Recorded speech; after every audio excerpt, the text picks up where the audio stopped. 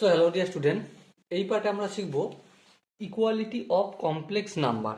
এর আগে অলরেডি আমরা কমপ্লেক্স নাম্বার, আয়োটা, ঠিক আছে, আর ইমাজিনারি পার্ট, রিয়েল পার্ট শিখেছি। তো আমরা কিভাবে শিখেছি সেটা একটু ডিসকাস করে তারপর ইকুয়ালিটি অফ কমপ্লেক্স নাম্বারটা জানবো। দেখো, কমপ্লেক্স নাম্বার আমরা এইভাবে লিখি Z equal to A plus iota B.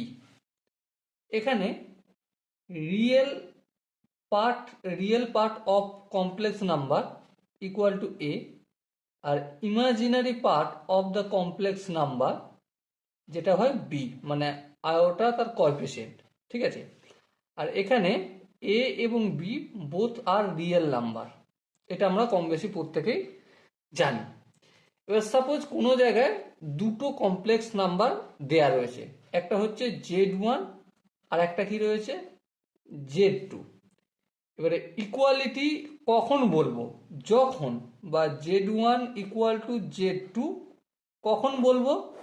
যখন আমরা লিখে দিই এখানটায়, যখন real part of Z1 equal to real part of Z2, মানে রিয়েল পার্ট অফ প্রথম যে কমপ্লেক্স নাম্বার সেটা আর দ্বিতীয় কমপ্লেক্স নাম্বার যেটা রয়েছে তার রিয়েল পার্ট যখন ম্যাচ করবে, এবং কি ইমাজিনারি পার্ট অফ Z1, মানে প্রথম যে কমপ্লেক্স নাম্বার রয়েছে তার ইমাজিনারি পার্টটা আর ইমাজিনারি পার্ট অফ Z2, মানে দ্বিতীয় যে কমপ্লেক্স নাম্বার রয়েছে তার ইমাজিনারি পার্ট যখন ইকুয়াল হবে, মানে দুটো কমপ্লেক্স নাম্বার, একটা হচ্ছে Z1 equal to A1 plus iota B1, আর একটা হচ্ছে Z2 equal to A2 plus iota B2।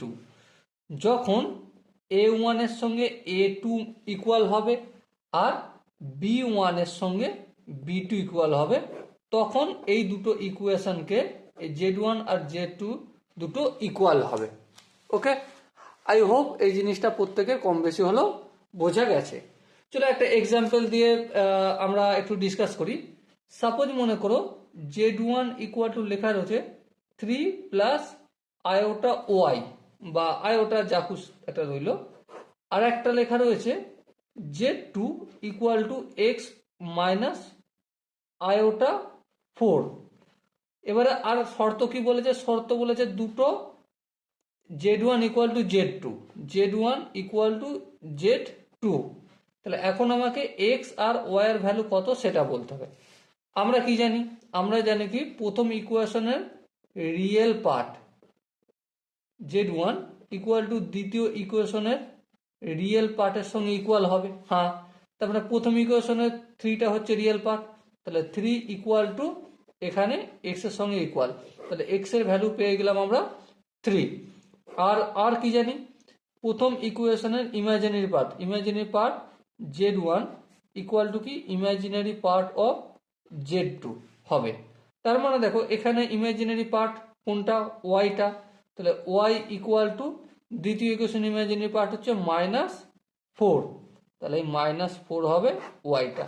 Okay, I hope এই কোশ্চেনটার কনসেপ্টটা বোঝা গেছে, বা ইকুয়ালিটি অফ কমপ্লেক্স নাম্বার বোঝা গেছে। যদি না বুঝে থাকো, কোনো জায়গায় ডাউট থাকলে কমেন্ট অবশ্যই জানাও, আর একটু রিপিট একবার দেখে নাও। ওকে, চলো দেখা হচ্ছে নেক্সট সেশনে। ততক্ষণ পর্যন্ত ভালো থেকো, সুস্থ থেকো এবং জয় হিন্দ।